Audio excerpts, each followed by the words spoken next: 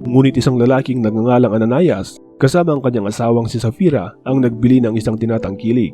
Itinabi niya ang bahagi ng halaga para sa kanyang sarili. Ito'y alam din ng kanyang asawa. Dinala niya ang ilang bahagi at inilagay sa paanan ng mga apostol. Ngunit sinabi ni Pedro, "Ananias, bakit pinuspos ni Satanas ang iyong puso upang magsinungaling ka sa banal na espiritu at magtabi ng bahagi ng halaga ng lupa para sa iyong sarili? Nang ito ay nananatili pa sa iyo, hindi ba ito ay sa iyo? Nang ito ay pagbili, hindi ba ito ay nasa ilalim ng iyong kapangyarihan? Bakit binalak mo ang bagay na ito sa iyong puso? Hindi ka nagsinungaling sa mga tao, kundi sa Diyos." Nang marinig ni Ananias ang mga salitang ito, siya ay natumba at namatay. Nagkaroon ng malaking takot ang lahat ng mga nakarinig ng mga bagay na ito. Ang mga kabataang lalaki ay tumindig at binalot siya at kanilang binuhat palabas at inilibing. Pagkalipas ng halos 3 oras ay dumating ang kanyang asawa. Pumasok ito na hindi nalalaman ang nangyari at sinabi ni Pedro sa kanya, "Sabihin mo sa akin kung ipinagbili ninyo ang lupa sa ganitong kalaking halaga." Siya ay sumagot, "Oo, sa ganitong kalaking halaga." Sinabi ni Pedro sa kanya, "Bakit kayo nagkasundo na tuksohin ang espiritu ng Panginoon? Narito, ang mga panang naglibing sa iyong asawa ay nasa pinto at dadalhin kanila sa labas." Agad na bumagsak ang babae sa paanan ni Pedro at namatay. Pagpasok ng mga kabataang lalaki, nasumpungan nila siyang patay. Dinala nila siya at inilibing sa tabi ng kanyang asawa at nagkaroon ng malaking takot sa buong kapulungan at sa lahat ng mga nakarinig ng mga bagay na ito. Sa pamamagitan ng mga kamay ng mga apostol ay nangyari ang maraming tanda at mga kamanghamanghang gawa sa gitna ng mga tao. Lahat sila ay nagkakaisang naroroon sa portiko ni Solomon.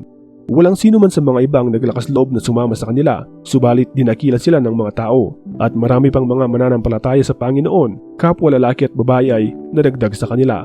Kaya nga, inilabas ng mga tao sa lansangan ang mga may sakit. Inilagay nila ang mga ito sa mga higaan at mga banig. Ginawa nila ito upang maliliman man lamang ng anino ni Pedro ang ilan sa kanila sa pagdaan niya. May dumating din na napakaraming tao na mula sa mga lungsod sa palibot ng Jerusalem. Dala nila ang mga may sakit at ang mga pinahihirapan ng mga karumal-dumal na espiritu. Silang lahat ay pinagaling. Tumindig ang pinakapinunong saserdote at lahat ng kasama niya sa sekta ng mga Saduseyo. Sila ay napuno ng inggit. Dinakip ng mga ito ang mga apostol at ibinilanggo. Gayunman, ng gabi na, ay binuksan ng anghel ng Panginoon ang mga pinto ng bilangguan. Inilabas ng anghel ang mga apostol at nagsabi, "Humayo kayo at tumayo kayo sa templo at sabihin sa mga tao ang lahat ng salitang patungkol sa buhay na ito." Pagkarinig nila nito, pumasok sila sa templo nang magbukang liwayway at sila ay nagturo. Dumating ang pinakapunong saserdote at mga kasama nito. Sa pagdating nila, pinulong nila ang Sanhedrin at lahat ng matanda sa mga anak ng Israel. Nagsugo sila sa bilangguan upang kunin ang mga apostol. Ngunit nang dumating sa bilangguan ang mga opisyalis sa templo, hindi sila nakita roon. Sa pagbalik nila, sila ay nagulat. Sinabi nila, "Natagpuan namin ang bilangguan na nakapinid na mabuti at ang mga bantay ay nakatayo sa labas ng pinto. Ngunit nang aming buksan ang mga pinto, wala kaming nakitang sino man sa loob kahit isa." Nang ang mga salitang ito ay narinig, kapwa ng mga saserdote at kapitan ng templo at mga pinunong saserdote, sila ay nalito patungkol sa kanila at kung magiging ano kaya ito. May isang lalaking dumating at nagulat sa kanila. Sinabi nito, "Narito, ang mga lalaking ibinilanggo ninyo ay nasa templo." Sila ay nakatayo at nagtuturo sa mga tao. Pumunta ang kapitan sa templo kasama ang mga opisyales at dinalang mga apostol ng walang dahas dahil natakot sila sa mga tao at baka patuhin sila. Nang madala nila ang mga apostol, iniharap nila ang mga ito sa Sanhedrin. Tinanong sila ng pinakapunong saserdote. Sinabi niya, "Hindi ba inutusan namin kayong huwag magturo sa pangalang ito? Narito, napuno ninyo ng inyong turo ang Jerusalem. Ibig ninyong papanagutin kami sa dugo ng taong ito." Si Pedro at ang mga apostol ay sumagot at sinabi, "Kinakailangan naming sundin ng Diyos kaysa ang mga tao. Ang Diyos ng aming mga ninuno ang nagbangon kay Jesus na inyong pinatay sa pagbitin ninyo sa kanya sa puno. Siya ay itinaas ng Diyos sa kanyang kanang bahagi upang maging pinakapinuno at tagapagligtas. Ito ay upang ang Israel ay pagkalooban ng pagsisisi at kapatawaran ng kanilang mga kasalanan. Kami ay mga saksi niya patungkol sa mga bagay na ito. Saksi rin ng banal na espiritu na siyang ibinigay ng Diyos sa kanila na sumunod sa kanya."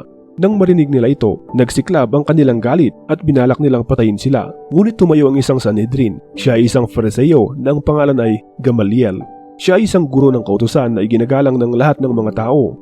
Iniutos niyang ilabas sandali ang mga apostol.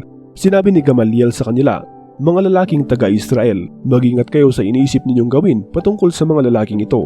Ito ay sapagkat bago pa sa mga araw na ito ay tumindig si Teudas na nagsasabing siya ay isang kilalang tao. Sumama sa kanya ang isang pangkat ng mga lalaki na halos 400. Nang siya ay napatay, ang lahat ng nahikayat niya ay nagkahiwa-hiwalay at ang lahat ay naging walang kabuluhan. Pagkatapos ng isang ito, sa mga araw ng pagpapatala, tumindig si Judas na taga Galilea.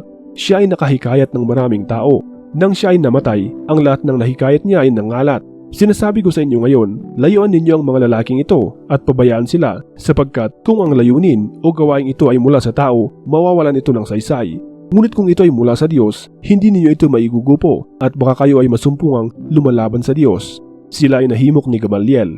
Tinawag nila ang mga apostol. Pagkapalo nila sa mga apostol, inutusan nila ang mga ito na huwag magsalita sa pangalan ni Jesus. Pagkatapos, pinalaya na sila. Nagagalak na nilisan ng mga apostol ang Sanhedrin sapagkat sila ay ibinilang na karapat-dapat na dumanas ng kahihiyan dahil sa pangalan niya.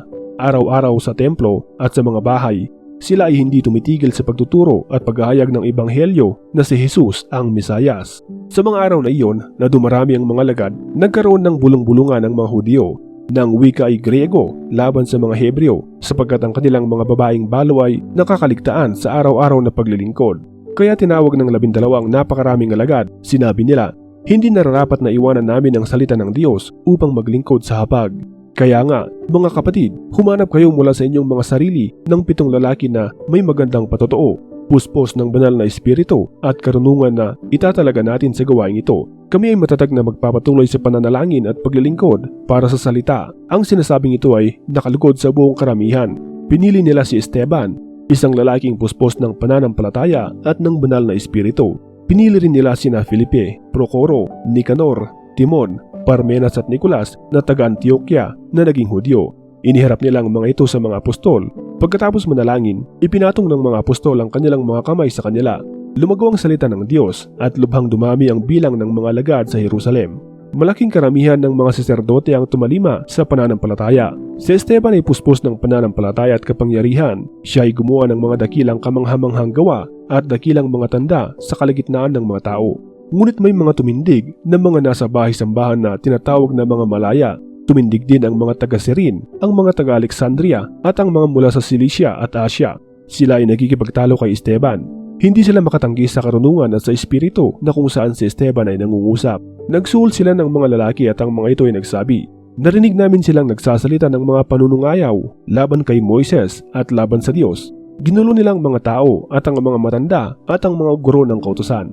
Dinaluhong nila at sinunggapan si Esteban at dinala sa Sanhedrin. Iniharap nila ang mga saksing sinungaling.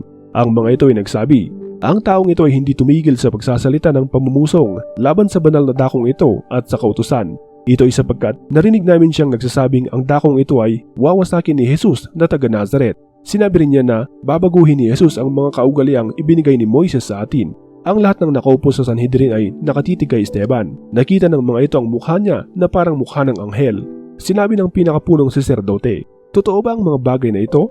Sinabi niya, mga kapatid at mga ama, makinig kayo. Ang Diyos ng kalawalhatian ay nagpakita sa ating amang si Abraham nang siya ay nasa Mesopotamia. Siya ay nagpakita sa kanya bago siya manirahan sa Haran. Sinabi niya sa kanya, umalis ka sa iyong bayan at sa iyong kamag-anakan. Pumunta ka sa bayang ipakikita ko sa iyo. Nang magkagayon, siya ay umalis mula sa bayan ng Kaldea at nanirahan sa Haran. Mula roon, nang mamatay ang kanyang ama, siya ay dinala sa bayang ito kung saan kayo ay nanananahan ngayon. Hindi siya nagbigay sa kanya ng pamana roon kahit na maliit na mayayapakan. Ngunit ito ay ipinangakong ibibigay upang maging kanyang pag-aari at sa kanyang lahi pagkatapos niya kahit siya ay walang anak. Sa ganito nagsalita ang Diyos, ang kanyang binhi ay maninirahan bilang isang dayuhan sa isang bayan. Sila ay aalipinin at pagmamalupitan sa loob ng 400 taon. Hahatulan ko ang bansa na aalipin sa kanila, sabi ng Diyos. Pagkatapos ng mga bagay na ito, sila ay lalabas at maglilingkod sa akin sa dakong ito. Ibinigay niya sa kanyang tipan ng pagtutuli. Sa ganito ay naging anak ni Abraham si Isaac at siya ay tinuli sa 8 araw. Naging anak ni Isaac si Jacob. Naging anak ni Jacob ang 12 patriarka.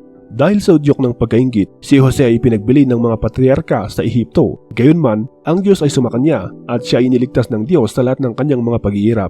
Siya ay kinalugdan ng Diyos at binigyan ng karunungan sa harap ni Faraon na hari ng Ehipto.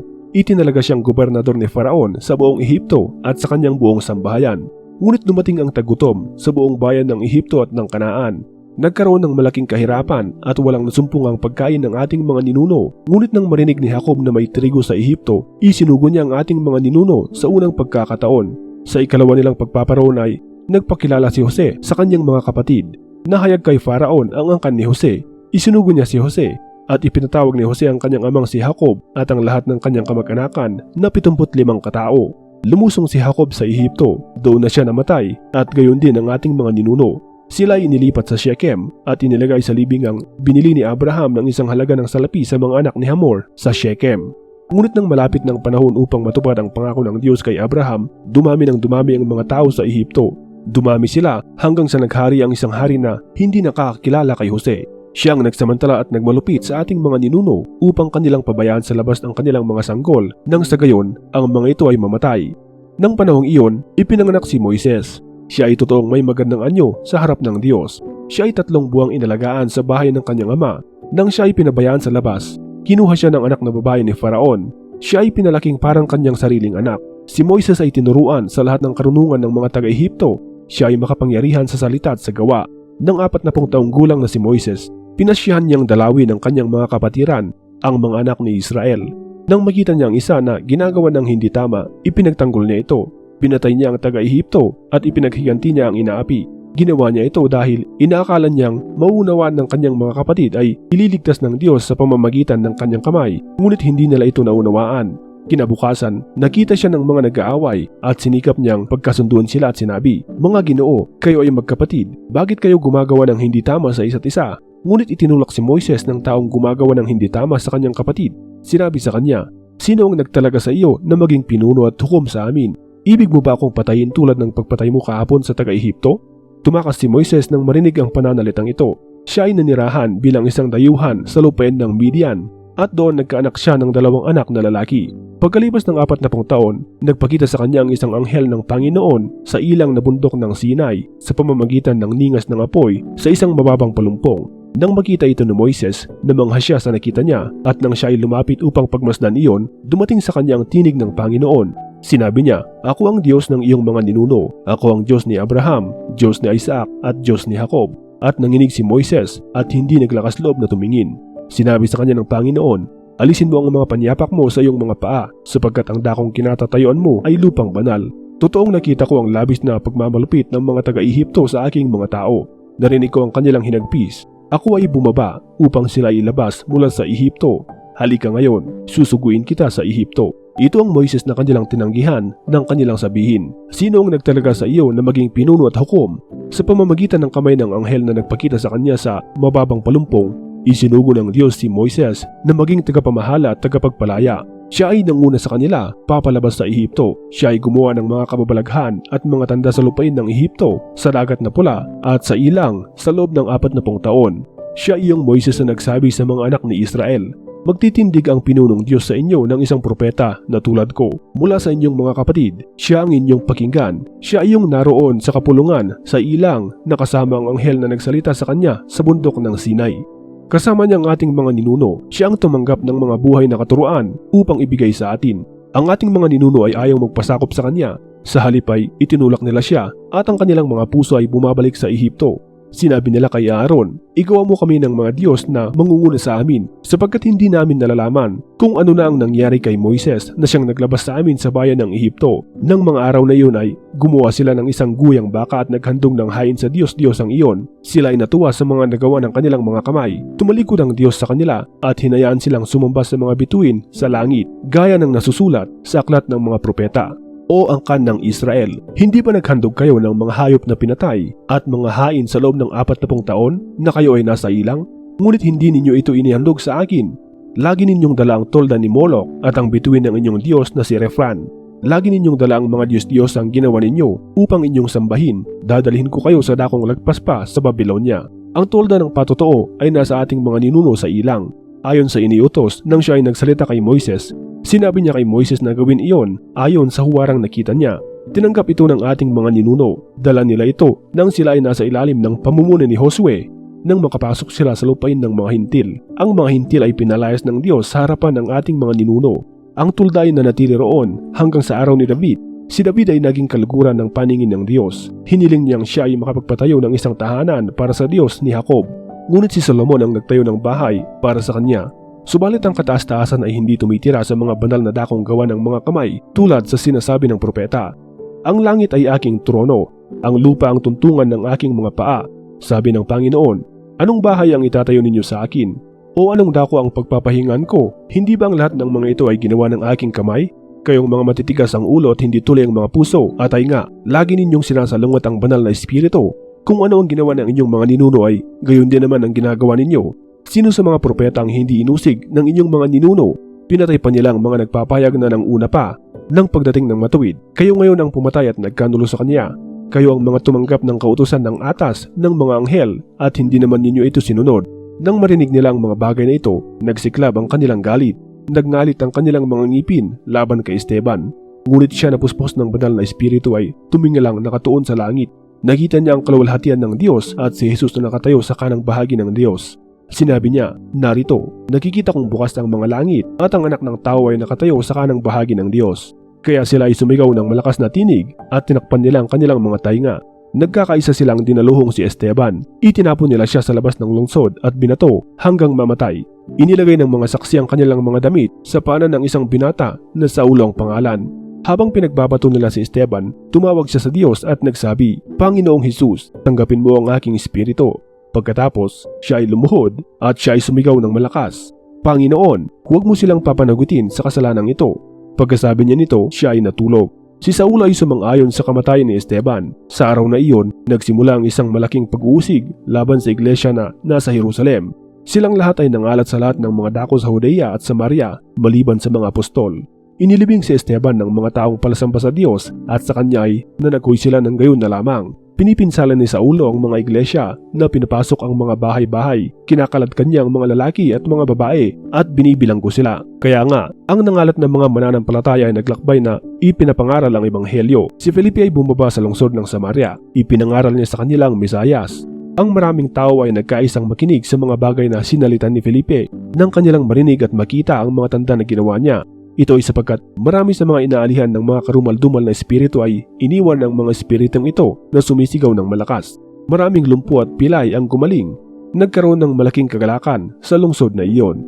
May isang tao na nagngangalang Simon na ng unang panahon ay gumagawa ng panggagaway sa lungsod at lubos niyang pinamangha ang mga tao sa Samaria. Sinasabi niyang siya ay dakila. Siya ay pinakikinggan nilang lahat, buhat sa pinakamaliit hanggang sa pinakadakila. Sinasabi nila, ang lalaking ito ang siyang dakilang kapangyarihan ng Diyos. Siya ay pinakinggan nila sapagkat sila ay lubos niyang pinamangha sa mahabang panahon ng kanyang mga panggagaway. Ngunit nang sila ay maniwala kay Felipe na nangangaral ng ebanghelyo patungkol sa paghari ng Diyos at patungkol sa pangalan ni Hesukristo, sila ay nabautismuhan, mga lalaki at babae. Si Simon ay naniwala rin. Nang mabautismuhan na siya, matatag siyang nagpatuloy kasama ni Felipe. Si Simon ay lubos na namangha nang makakita siya ng mga tanda at ng mga dakilang himalang ginawa. Nang mabalitaan ng mga apostol na nasa Jerusalem na tinanggap ng Samaria ang salita ng Diyos, sinugo nila roon sina Pedro at Juan.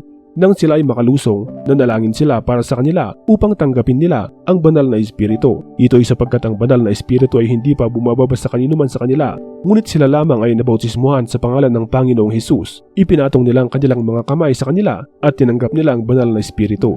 Nakita ni Simon na sa pagpapatong ng kamay ng mga apostol, ang banal na espiritu ay binibigay. Inalok nga niya sila ng kayamanan. Sinabi niya, ibigay niyo rin sa akin ang kapangyarihang ito. Sa ganoon, sino mang patungan ko ng kamay ay tatanggap ng banal na espiritu. Ngunit sinabi ni Pedro sa kanya, ang salapi mo ay mapapahamak na kasama mo sapagkat iniisip mong tamuhin ang kaloob ng Diyos sa pamamagitan ng kayamanan. Wala kang bahagi ni dakuman sa bagay na ito sapagkat ang puso mo ay hindi matuwid sa harap ng Diyos. Kaya nga, magsisi ka sa kasamaan mong ito. Humiling ka sa Diyos, baka sakaling ipatawad sa iyo ang hangarin ng iyong puso. Ito ay sapagkat nakikita kong ikaw ay puno ng kapaitan tulad ng apdo at natatanikalaan ng kalikuan. Sumagot si Simon at sinabi, ipanalangin ninyo ako sa Panginoon upang huwag mangyari sa akin ang alinman sa mga bagay na sinasabi ninyo.